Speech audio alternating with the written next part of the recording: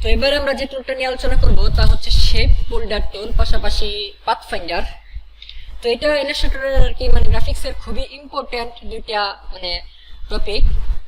তো এটা বোঝার জন্য শেপ হোল্ডার টুলটা বোঝার জন্য আমি প্রথমে একটা শেপ নিলাম, সেটা ফিল কালার সবুজ আছে এবং স্ট্রোক কালার নান। তো আমি একটা ইলিপস নিলাম, উপরে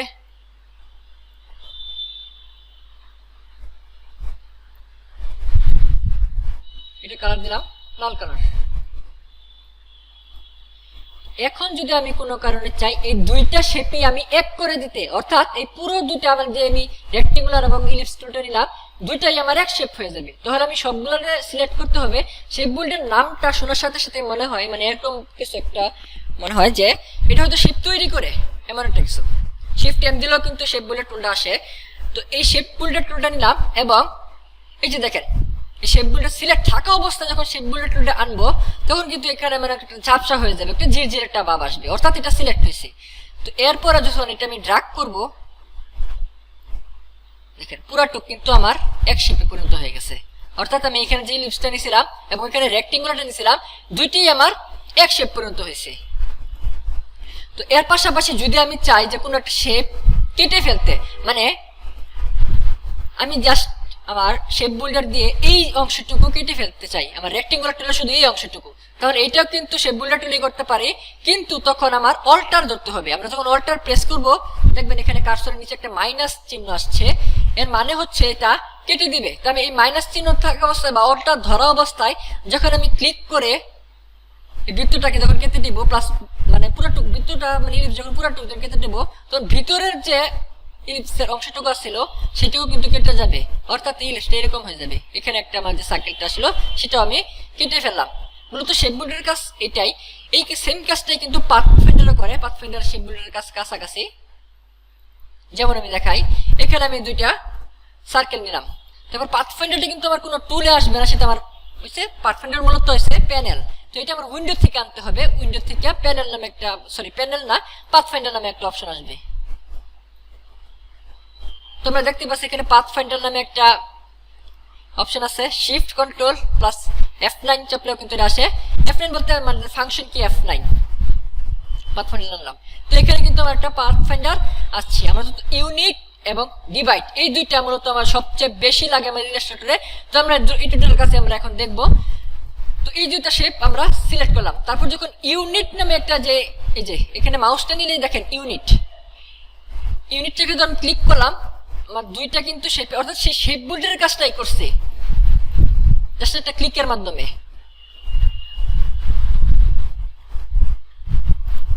আবার যদি আমি ডিভাইড নামে অপশনটাতে ক্লিক করি, ডিভাইডে ক্লিক করলাম, এটা কিন্তু ডিভাইড হয়ে গেছে, দুটো আলাদা হয়ে গেছে, কিন্তু আমার এটা গ্রুপ হয়ে থাকা কোনো বোঝা যাইতেছে না।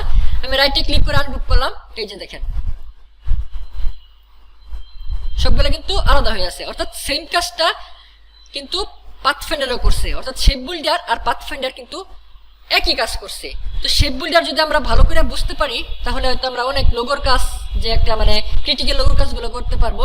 যেমন আমরা একটা এক্সাম্পল দেখাই, আমরা তো ক্রোম চিনি সবাই, গুগল ক্রোম। তো গুগল ক্রোমের একটা লোগো যদি আমরা রাখতে যাই, আমরা একটা বৃত্ত নিলাম অল্টা শিপ ধরে।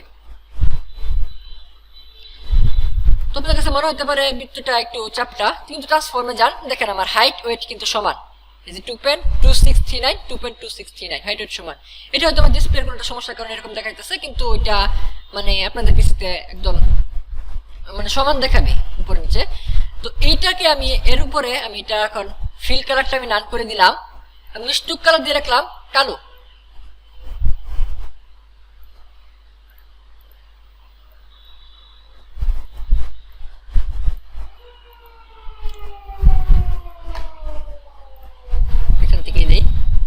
স্ট্রোক কালারটা কালো দিলাম। তো এখানে স্ট্রোক 1 আমার ঠিক আছে। আমি যদি এখন কন্ট্রোল সি এবং কন্ট্রোল এফ প্রেস করি তাহলে কিন্তু আমার এর উপর থেকে আরেকটা মানে উপরে আরেকটা সেম একটা শেপ পেস্ট হবে। এটা আপনাদের আগেও আমি বলছিলাম, কন্ট্রোল সি এবং কন্ট্রোল এফ এই দুটো আমি প্রেস করলাম, শেপটা সিলেক্ট করে এর উপরে কিন্তু আমার আরেকটা আসছে। আমি অল্টা শিপ ধরে একটা ছোট করে দেখি, এই যে অল্টা শিপ ধরে একটা ছোট করলাম, জাস্ট এতটুকু। আগে মাউসটা ছাড়বো, তারপরে কিবোর্ড। তো সেম কাজটা আমি আরেকবার করবো, কন্ট্রোল সি কন্ট্রোল এফ, উপরে আরেকটা আসছে, অল্টা শিপ ধরে আরেকটা ছোট করে দিলাম। আগে মাউসটা ছাড়লাম, তারপরে কিবোর্ডটা ছাড়লাম।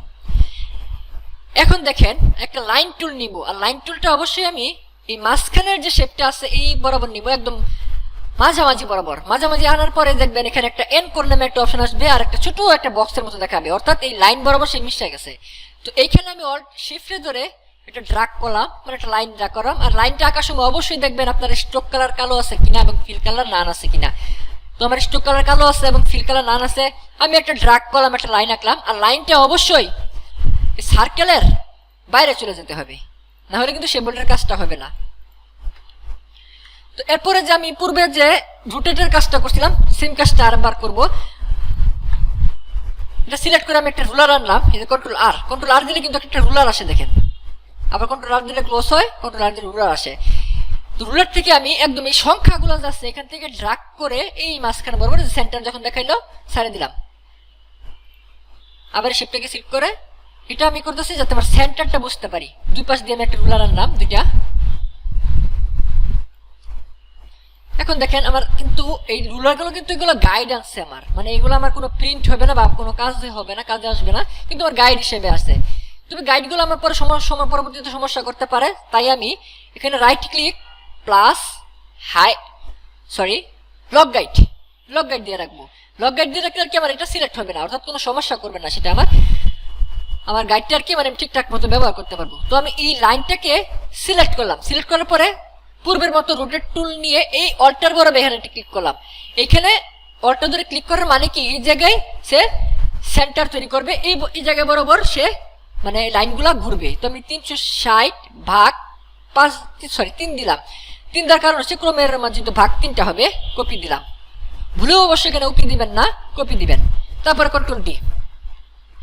আপনারা দেখতেই পাচ্ছেন এখানে 3টা শেপ আসছে, যেখানে 360 ভাগ 3 দিয়েছিলাম। 360 দেওয়ার মানেটা হচ্ছে যে মনে করেন 360 ডিগ্রি অ্যাঙ্গেলে ঘুরবে, অর্থাৎ একটা বৃত্ত আকারে। তো 360 ডিগ্রি অ্যাঙ্গেলে যখন আমি দিচ্ছি তারপরে মনে করেন যেটা বৃত্ত আকারে আসছে, তার মানে বৃত্ত আকারেই আসে। আপনার ট্রান্সফর্মে দেখতে পারেন, দেখেন এখানে ওয়েট আর হাইট সমান, অর্থাৎ এটা সমানভাবে রয়েছে। এটা আপনাদের পিছনে হয়তো ঠিক দেখাবে। তো আমি সবগুলা শেপ সিলেক্ট করলাম, কোনো একটা শেপও যাতে বাকি না থাকে সবগুলাই সিলেক্ট করছি। শেপগুলো নিলাম। এখন আমি আগে মানে বলে দিছিলাম যদি আমি যেগুলো কাটতে চাই তাহলে অল্টার ধরে, আর যদি অ্যাড করতে চাই তাহলে অল্টার ছাড়া। অল্টার ধরলাম আমি, কারণ আমি লাইনগুলো কেটে দিব। অল্টার ধরলে আমি লাইনগুলো কেটে দিলাম। আর ভিতরে অল্টার ছাড়াই এই দেখেন আমি অল্টার কিন্তু ছেড়ে দিছি, জাস্ট এটা ক্লিক করবো, অর্থাৎ অল্টার ছাড়া এগুলা আলাদা হয়ে গেছে। এখন দেখেন আমার গাইডের দরকার নাই, আমি লক গাইডটা আনলক করে গাইডগুলা ডিলিট করে দিলাম। এখন মাঝখানে আমি একটা কালার দিতে পারি, ধরেন নীল কালার মতো। এখানে আসবে আমার বর্ডারে সিলেক্ট মানে বর্ডারে ক্লিক করে সিলেক্ট করতে হবে। এখানে আসলে লাল কালার দিলাম।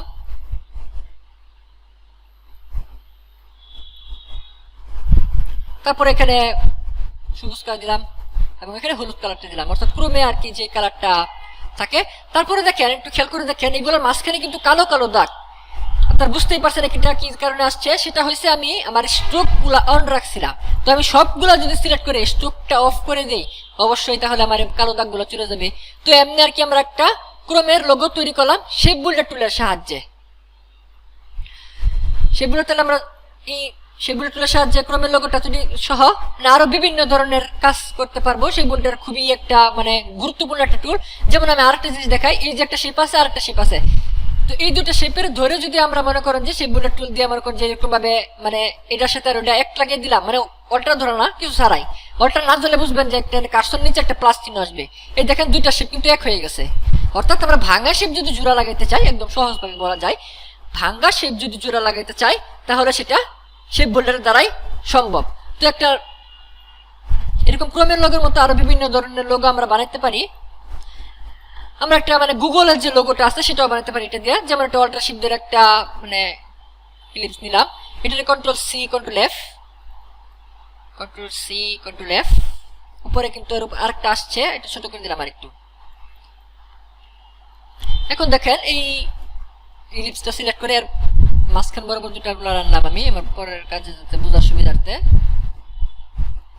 আর গাইডটা লক করে দিলাম যাতে আমার গাইডে আর কি কোনো সমস্যা না হয়। এবারে আমি একটা কাজ করব, রেক্টেঙ্গুলার টুল নেব একটা, জাস্ট এতটুকু একটা লম্বা বড় রেক্টেঙ্গুলার নেওয়ার সময় অবশ্যই দেখবেন আমার কালার আছে কিনা। হ্যাঁ কালার আমি নিলাম, এখন লাল কালার নিচে এটা ঠিক মাঝখানে বসাইলাম। তো মাঝখানে বসানোর পরে আমি জাস্ট রোটেটের যে কাজটা করছিলাম, এই যে রোটেট টুল, অল্টার ধরে এখানে ক্লিক করলাম। এখানে আমি ধরে মনে করেন যে একদম মাঝখানে থাকতে হবে, কিন্তু একটু যদি এদিক সেদিক হয় তাহলে কিন্তু কাজটা সমান হবে না। একদম সেন্টার যখন দেখাবে আমি একটা ক্লিক করলাম, ধরুন আমি এখানে 45 ডিগ্রি বরাবর ঘোরাবো, কপি করলাম 45 ডিগ্রি বাসতে, আর কন্ট্রোল ডি দিলাম। এরকম ভাবে কিন্তু আমার আসছে। তোমার গাইডের কাজ নাই, গাইডটা আনলক করে গাইডটা ডিলিট করলাম আমার কাজের সুবিধার্থে। এখন দেখেন সবগুলোর শেপ আমি সিলেক্ট করলাম। সিলেক্ট করার পরে আমি যদি মনে করেন যেখানে একটা মাঝখানে সেই বুলেট দিয়ে মনে করেন যে মাঝখানের যে লাইনগুলো আমি যদি এক করে দিতে চাই, এই যে আমি কিন্তু মাঝখানের লাইনগুলো এক করে দিতে পারতাছি।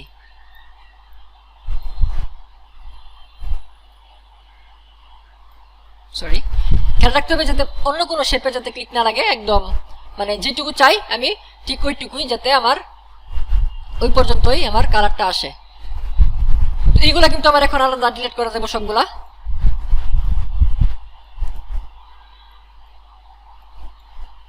দেখতেই পাচ্ছেন সবগুলো ডিলিট হয়ে গেছে।